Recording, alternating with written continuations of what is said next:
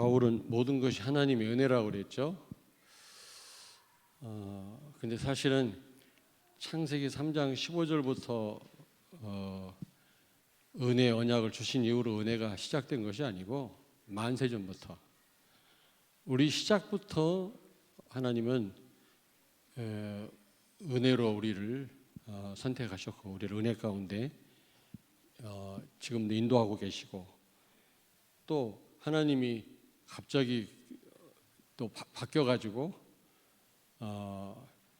우리를 은혜로 인도하시는 게 아니라 우리를 무슨 조건적으로 우리가 잘해야만 축복하시는 그렇게 하시지는 않을 것입니다. 은혜로 인도하신 하나님은 만세전에 근데 사실 창세기 3장 15절도 인간이 타락할 줄 알았어요. 만세전에 이 평화의 의논이라는 말이 있거든요. 신학적으로 삼위일체 하나님이 의논하셨다 그랬어요.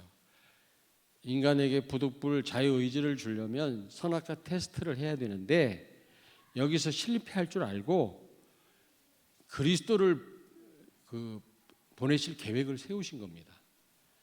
창조 이전부터 그러니까 그리스도를 창조 이전부터 보내기로 준비하셨다는 말은 만세전부터 은혜로 우리를 인도하실 것을 계획하셨단 말이거든요. 그래서 여러분 모든 게 은혜인데 아예 처음부터 은혜로 시작하신 하나님이 은혜 가운데 우리를 인도하시고 은혜 가운데 우리가 영원한 하나님의 나라에 들어가게 하실 줄로 믿습니다. 아멘. 그러므로 하나님의 은혜에 맡기시면 돼요. 그렇다고 해서 우리가 할 일을 하지 말아라 그 말이 아니지만 결국 우리가 할 수 없는 부분은 하나님께 맡겨야 돼요. 하나님 은혜 하나님께서 알아서 하십니다. 그래서 저는 은혜로 우리를 인도하신다, 은혜에 맡긴다는 말이 무슨 말인가 한번 묵상을 해봤는데 말씀을 통해서 역사하시는 걸 보면 하나님은 틀림없이 우리를 은혜 가운데 인도하시고 우리는 알 수가 있는 겁니다. 여러분 삶 속에 일일이 하나님 말씀이 성취되면 되잖아요. 예수가 그리스도다 이 언약이 성취되면 되는 건 아닙니까? 그러면 되는 거지.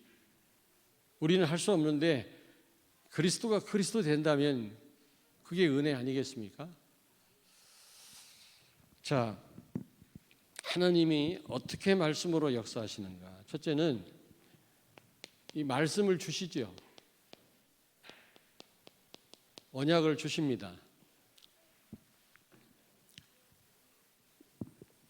창세기 3장 15절 이거 은혜 언약이라고 그러는데 하나님이 다 해결하시고 우리는 단지 믿기만 하면 된다라는 겁니다. 근데 우리는 이때부터 하나님의 은혜가 시작된 줄 아는데 사실은 그거 아니에요. 만세전부터 무조건적으로 선택받았다는 자체가 은혜 아니겠습니까? 그렇죠? 어느 날 갑자기 하나님의 은혜가 시작된 게 아니란 말이에요.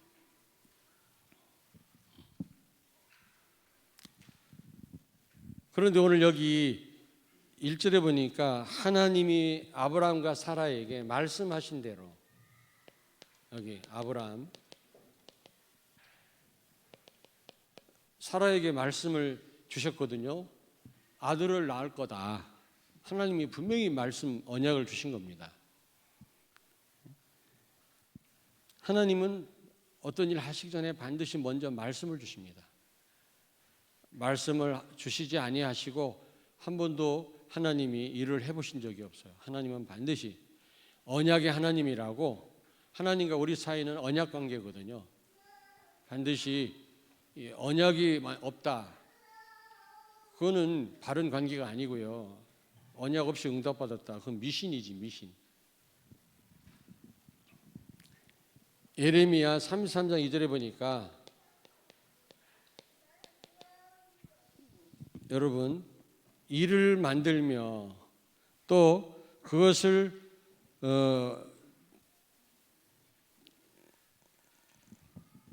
예레미야 33장 2절 찾습니다.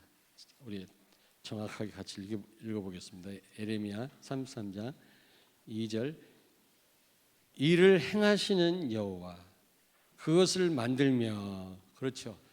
일을 행하시고 또 그것을 만든다. 그 말은 하나님이 일을 행하시기 전에 반드시 언약을 주십니다. 그 말은 말씀부터 먼저 주신다 그 말이에요. 언약부터. 우리가 알아서 만약에 한다, 알아서 해라 그러면 그거는 은혜가 아니죠. 뭔가 내 힘으로, 내 노력으로, 내 지혜로 하는 거지. 근데 하나님은 먼저 우리에게 말씀을 주시거든요. 분명히 2절에도 분명히 말씀했잖아요. 일을 행하시는 여호와, 그것을 만들며, 일을 만들고 행한단 말은 그 전에 말씀을 주신단 말이에요. 하나님은 언약의 하나님이시니까요. 말씀 주시지 않고 한 번도 일하시는 적이 없습니다. 그 말이에요 이게. 네 번째로 아모스 3장 7절에 잘 아시잖아요. 하나님은 주의 종에게 먼저 말씀하시지 않고는 결단코 아무 일도 행하시지 않는다 그랬어요. 성경을 보시라고요. 어떤 일이 있을 때마다 선지자들한테 먼저 말씀하시고 주의 종에게 먼저 알리셨거든요. 그런 다음에 어떤 일을 행하셨단 말이에요. 한 번도 말씀 없이 행하신 적이 없거든요. 그런데 지금 하나님이 어떻게 말씀으로 역사하시는지를 보면 결론 부분에 가면 은혜 가운데 우리를 인도하시는구나. 은혜에 맡기면 되는구나. 이런 답을 여러분이 내리셔야 됩니다. 내가 참 설명을 잘 못하고 있는 것 같은데. 예. 말씀을 주시는데 말씀을 성취하십니다. 말씀을 성취하세요. 여기 오늘 창세기 21장 1절에 보니까 여호와께서 말씀하신 대로 사라를 돌보셨고 여호와께서 말씀하신 대로 사라에게 행하셨다. 말씀대로 행하셨단 말은 성취하셨단 말 아닙니까? 예? 여기 오늘 창세기 21장 1절에 하나님 말씀한 대로 아들을 낳을 거라고 말씀했는데 그 말씀을 하나님이 그 사라에게 성취시키셨다 그 말이에요. 사라가 애쓰고 힘써가지고 말씀대로 노력해가지고 애를 낳은 게 아니란 말이에요. 하나님이 그 말씀을 이루셨다 그랬어요. 우리가 잘 이해해야 돼요. 모든 게 하나님 은혜다 막연합니다. 은혜가 뭐가 은혜예요? 그냥 막 다 알아서 하시는 게 은혜가 아니란 말이에요. 은혜에 맡겨야지 이렇게 말을 하면서도 잘 몰라요. 너무 추상적으로 한다고. 그렇게 우리가 하면 안 되거든요. 진짜 하나님 은혜에 맡긴다는 말은 무슨 말인지 오늘 말씀을 통해서 여러분이 답을 얻으시길 바랍니다. 하나님은 말씀을 주시고 반드시 말씀을 성취하시는 분이시다. 예레미야 33장 2절에 이를 만들고 행하시는 여호와 그랬거든요. 반드시 이를 성취하시는 여호와, 이를 만들고 성취하신 하나님이라 했거든요. 그렇습니다. 그 말은 언약을 반드시 이루시는 하나님이시다. 하나님은 전능하시기 때문에 못하실 일이 없잖아요. 우리는 하나님 말씀대로 살 수 없어요. 그러나 하나님은, 그리고 우리는 약속한 대로 다 행할 수 없습니다만 하나님은 시건치 아니하신다 그랬거든요. 신실하신 하나님이시다. 반드시 하신 약속을 지키시는 분이십니다. 무슨 일이 있어도. 그래서 그 하나님이 약속을 이루신단 말이에요. 히브리서 11장 11절에 보니까 아브라함과 사라가 도저히 애를 낳을 수 없는 상황인데 하나님을 믿었더니 하나님이 애를 낳게 하셨다 그랬어요. 아브라함과 사라 90, 100살 먹은 노인네가 노력해갖고 애를 낳았다란 말이 아닙니다. 백날 노력해도 안 돼요. 그 할머니가 사라가 죽은 자와 같았다 그랬거든요. 고목나무 같아요. 로마 사장에 보니까 그런 여성이 어떻게 애를 낳습니까? 그런데 하나님을 믿었더니 히브리서 11장 11절에 하나님을 미쁘신 분으로 여겼다 그 말은 하나님을 믿었다가 그랬더니 하나님이 이루셨다 그 말. 여러분 우리는 하나님 말씀대로 살 수 없고 하나님이 주신 언약을 다 우리가 그대로 행하거나 성취할 수 없지만 하나님은 성취시키는 하나님이신 줄로 믿습니다. 말씀하신 대로 이루시는 하나님이세요. 그래서 우리는 단지 믿기만 하면 돼요. 믿기만 하면 된다니까. 내가 원수의 길 많이 하잖아요. 원수를 사랑하라. 분명히 성경에 나와요. 근데 원수가 사랑에 집니까? 예? 원수가 없어봐서 몰라? 나도 원수가 없어봐서 모르는데, 근데 좀 미웠던, 지금은 그런 일이 없지만, 절대 없지만 옛날에는 미웠던 사람이 있거든요. 근데 더 볼수록 밉더라고. 이 컨트롤이 안 돼요, 내가요. 원수를 사랑하라고 했다고 해서 여러분이 노력하고 힘쓴다고 사랑에 집디까? 더 미워지지, 더 이가 갈리지.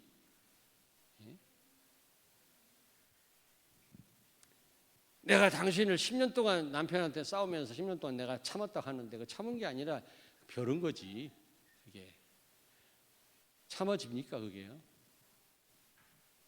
여러분이 그 말씀을 주신 하나님 앞에 기도하면 하나님이 원수를 사랑할 수 있도록 역사할 줄로 믿습니다. 연약한 나를 하나님이 통해서 원수를 사랑할 수 있도록 그렇게 하실 겁니다. 틀림없이. 나에게 말씀을 성취하시는 분이시다. 우린 단지 뭐만 하면 된다? 믿으면 된다. 네 번째로,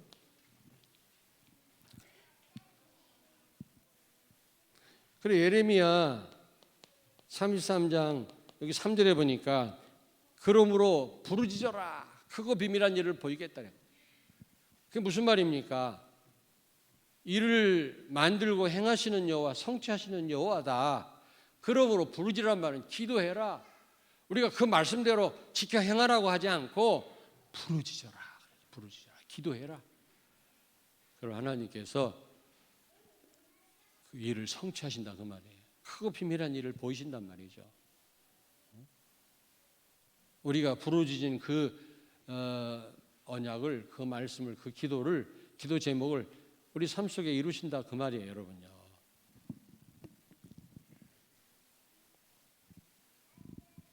자, 그렇다면 하나님이 어떻게 역사하십니까? 세 번째로, 이 하나님 말씀 성취의 시간표가 있어요. 시간표가 있습니다. 오늘 여기 2절에 보니까, 오늘 창세기 21장 2절에 보니까 뭐라고 말씀했습니까? 사라가 임신하고 하나님이 말씀하신 시기가 되어. 여러분, 말씀 성취 시간표는 정확합니다. 무슨 얘기인지 알겠습니까?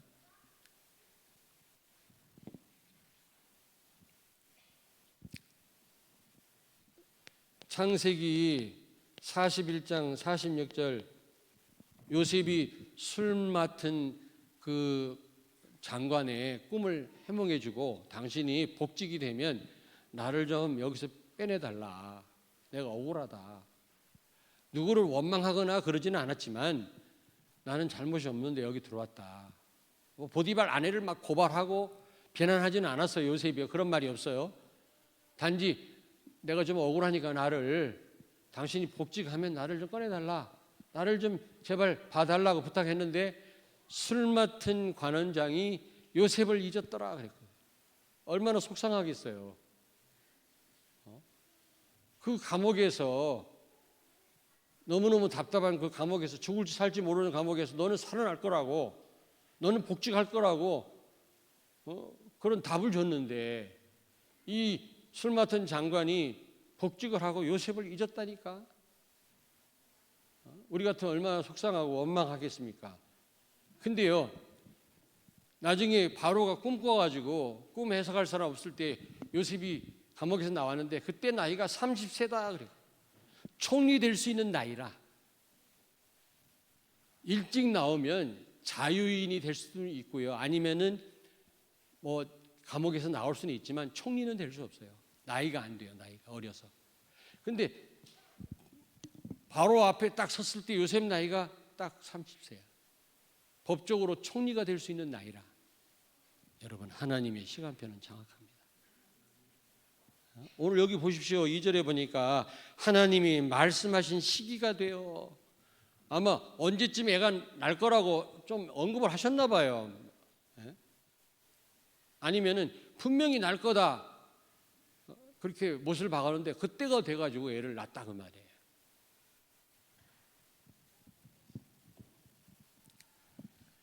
너무 조급합니다. 우리가 신앙생활 한다고 하면서도 너무 조급해요. 우리 한국 사람 특별히 더 조급하잖아요. 빨리빨리. 네? 여러분 시간표는 하나님 손에 있는 거지 내가 원하는 대로 시간표가 오는 게 아니거든요. 그렇다면 우리는 기다릴 줄 알아야 돼요.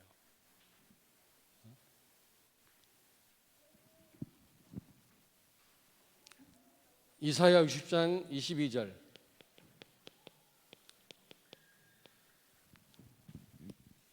때가 되면 나 여호와가 속히 이루리라. 우리 후대를 통해서 더 크고 강한 나라 세우겠다고 약속하시면서 때가 되면 나 여호와가 속히 이루리라. 하나님의 때가 있는 겁니다. 근데 이 하나님의 시간표는 최상의 시간표예요. 늦지도 않고 빠르지도 않고 너무 정확해요. 근데 우리는요 막 낙심하고요. 시간표가 안 온다고.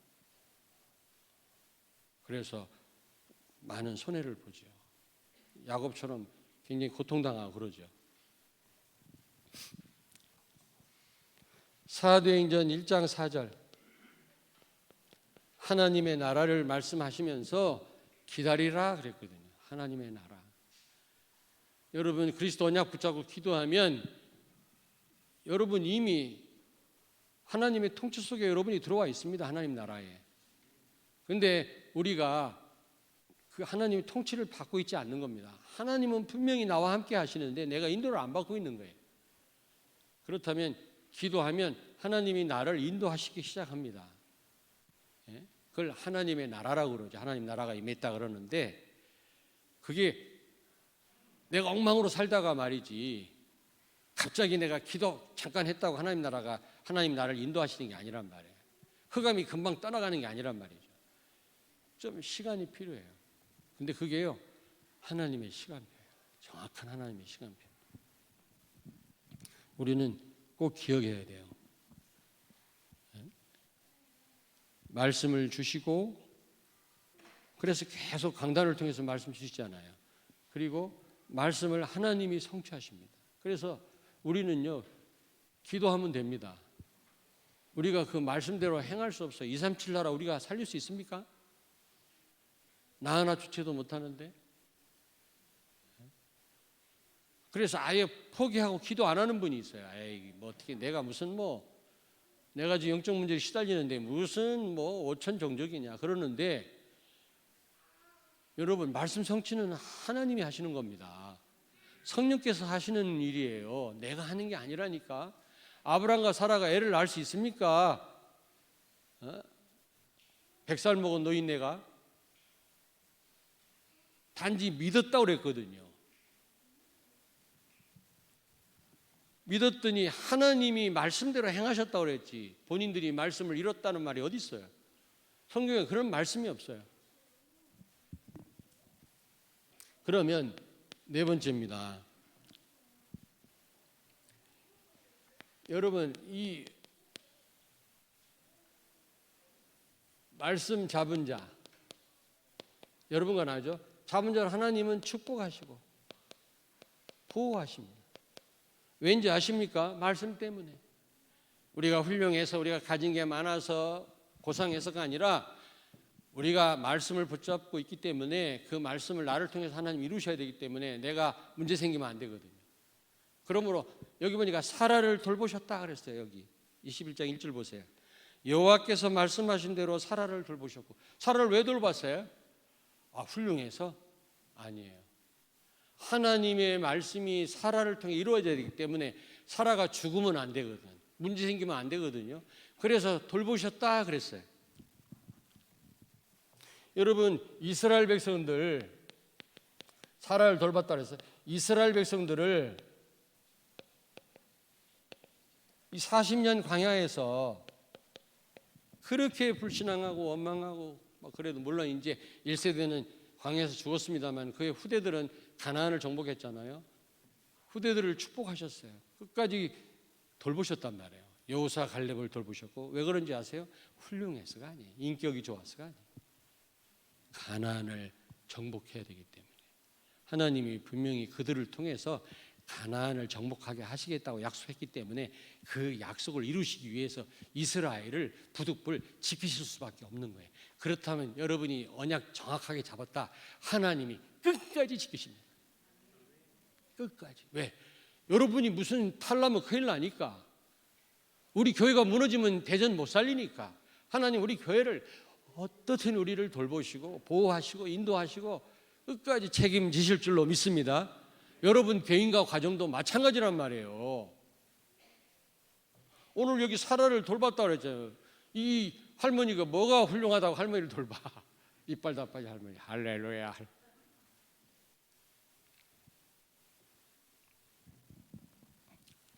여러분 잘 아시다시피 기브온 족속이라고 알죠? 기브온 족속. 가나안 족속 중에 한 족속인데 이게 여호수아와 이스라엘 백성들한테 죽임당해 마땅해. 다 죽이라고 그랬거든. 한 명 남기지 말고. 근데 이 사람들이 이스라엘 백성들을 속였어요. 멀리서 온 것처럼. 다 떨어진 옷을 입고 곰팡이 난 빵을 몸에 들고 멀리서 온 것처럼 속여가지고 우리는 여기 사는 사람들이 아니다. 우리를 살려달라. 여호수아가 하나님께 물어봐야 되는데 기도도 안 하고 살려주기로 약속했어요. 나중에 보니까 가나안 족속이라. 근데 이미 하나님의 이름으로 약속했기 때문에 그들을 죽일 수가 없는 거 있죠. 여호수아 9장 15절. 이들과 이 이스라엘 백성들이 속고 화친을 조약을 맺습니다. 죽이지 않기로.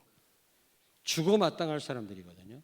근데 여호수아 10장 13절에 보니까 10장 13절 보니까 아모리 족속 연합군이 쳐들어와요. 이 기브온을 죽이려고. 죽으려면 같이 죽고 살려면 같이 살아야지. 니들만 살려고 말이야. 이스라엘과 화친을 맺다니. 그래가지고 이 아모리 족속 이 다섯 연합군이 이 기브온을 공격해 들어왔거든요. 그때 하나님 뭐라고 말씀합니까? 야 여호수아야, 저 기브온을 도와라. 그래가지고 싸우다 보니까 이 밤이 되면 이스라엘이 그 지역을 잘 모르니까 불리하잖아요. 그러니까 태양을 딱 멈추게 한 겁니다. 태양을 멈추게 하는 이런 기적을 왜 일으켰는지 아십니까? 기브온 족속 때문에. 죽어 마땅할 기브온 족속인데 하나님의 이름으로 약속했기 때문에 하나님이 이들을 살리시는 거예요. 무슨 얘기인지 아시겠어요? 근데 이걸로 끝나는 게 아니에요. 그 이후로 한참 세월이 지나서 몇백 년 후에 사무엘상 21장 사무엘하 21장 9절에서 10절에 보니까 자 여러분 다윗 시대에 3년 동안 비가 안 오는 거예요. 가뭄이 들었어요. 그러면 다 사막화 현상이 일어나잖아요. 지금처럼 뭐 댐이 있습니까? 무슨 뭐 기계가 있어 물을 품어 올립니까? 다 굶어 죽는 거라고. 그러니까 왕으로서 다윗은요 걱정이 아닐 수가 없는 거예요. 백성들이 다 굶어 죽으면 안 되니까. 하나님 앞에 막 간절히 기도하는 거예요. 하나님 웬일입니까? 그랬더니 하나님이 뭐라고 말씀해요? 야, 그 기브온 족속들한테 가서 한번 물어봐. 그때 당시에도 이때 살아남은 기브온 족속들이 다윗 시대에도 살고 있었거든. 기브온 족속을 불러봐가지고 물어봤어요. 하나님이 이 가뭄이 왔는데 이거 너희들하고 상관이 있다고 그러는데 왜 그러냐? 얘기 좀 해봐라. 그랬더니 기브온 족속이 뭐라고 얘기합니까? 이스라엘 초대 임금 사울이 우리 기브온 족속들을 많이 죽였대요. 우리 기브온 족속들을 죽어 마땅할 가나안 족속이라고 무시하면서 많이 죽여서 하나님이 진노하셨다는 거예요. 그럼 어떻게 하면 되겠냐? 사울의 자식들 7명을 처단하면 하나님이 가뭄을 그칠 것입니다. 그래. 사울의 후손들을 찾아보니까 거기에 누가 있어요? 무비보셋. 요나단의 아들 무비보셋이 다리를 절었거든. 무비보셋이 껴서 나오거든. 근데 요나단하고 또 다윗하고는 친구 아닙니까? 약속을 했거든. 그래서 무비보셋을 빼고 다른 후손 7명을 처형시켜버려요. 왜? 기브온 족속들을 죽였기 때문에. 사울의 자손들을 7명을 처단한다니까. 비로소 가뭄이 그쳤더라 그랬어요. 이게 무슨 말인지 알아들으셨습니까? 하나님이 약속한 죽어마땅한 기브온 족속들을 끝까지 보호하시는 거 보세요. 약속 때문에. 그렇다면 우리는요, 처음부터 선택받은 사람이라 그런 우리가 세계복음을 우리가 언약 잡았는데 하나님은 어떻게 하시겠어요? 우리를요. 근데 우리는 여만 때만 다윗처럼 정체성에 혼란이 와가지고 착각이 와가지고 흔들리고요, 이리저리 그냥 인본주의 쓰고요, 염려하고 험악한 세월 사는 거 있죠. 너무 안타까워요. 히스기야, 이 시간이, 여러분 히스기야 유다 14번째 이제 왕인데, 히스기야 여러분 잘 아시죠? 열왕기하 20장 7절. 히스기야가 병 걸려 죽게 됐다고. 다 설명드릴 수 없고요. 히스기야가 하나님 앞에 간절히 기도하는데 하나님이 15년 생명을 연장시켜줬어요. 그랬더니 히스기야가 벽을 바라보고 자기를 내려놓고 간절히 기도했더니 하나님이 생명을 연장시켜줬다. 죽을 병을 고쳐주셨다. 이렇게 말을 하는데 아니에요. 그건 하나의 수단이었고, 진짜 히스기야의 병을 고쳐준 이유가요, 그의 후손 아들이 하나도 없었어요. 그때 당시. 그 다음 몇 년 후에 므낫세라고 하는 아들을 낳았어요. 아주 악한 왕이야. 이것 때문에 유다가 멸망당했어요. 그 왕 때문에. 근데 므낫세가 악한 왕이더라도 그 사람이 태어나야만 그 후손 가운데 누가 와? 메시아 그리스도가. 히스기야가 병들어서 죽어버리면은 그리스도가 오실 수가 없어요. 물론 다윗의 피를 받고 태어난 건 아니지만 그 혈통을 타고 오셨거든. 혈통이 끝나버리면 예수님이 어떻게 오세요? 구원 계획이 무너지잖아요. 하나님 약속이, 중요한 약속이 다 무너지니까 히스기야의 병을 고쳐주신 거예요. 여러분이 언약의 사람이라면 하나님 여러분 생명도 책임지실 줄로 믿습니다. 죽어도 살아도. 무슨 얘기인지 아시겠어요? 자, 하나님은 이렇게 말씀을 통해서 역사하세요. 말씀을 주시고 우리는 성취할 수가 없어요. 하나님이 이루시고요. 단지 우리는 기도할 뿐이에요. 예? 그러면 어떻게 해요? 시간표가 있어요. 반드시. 근데 그 시간표는요, 최상의 시간표예요. 늦지도 않고 빠르지도 않아요. 가장 적합한 시간표. 여러분요, 늦다고 막 절망하지 마시고요. 조급하게 생각하지 마세요. 정말로. 근데 그 하나님은 언약 때문에 끝까지 지키신다. 아멘. 저는 이 말씀을 어떻게 역사하시는지 한번 묵상해 보니까 여러분 다 아는 내용이지만 이게 은혜구나. 하나님이 말씀 주시고 다 하시는 거죠. 다. 우리 삶 속에 그리스도가 그리스도 되면 끝나는 거 아닙니까? 세계복음의 언약이 우리 삶 속에 성취되면 끝나는 거 아닙니까? 그 안에 다 있잖아요. 근데 그걸 누가 하신다고? 하나님이. 우리 보고 하라는 게 아니에요.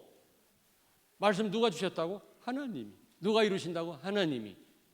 정확한 최상의 시간표에. 그것도 말씀 가진 우리가 탈라면 큰일 나니까 끝까지 지키신단 말이에요. 나 혼자만 흥분하는 것 같은데. 나 그만할래?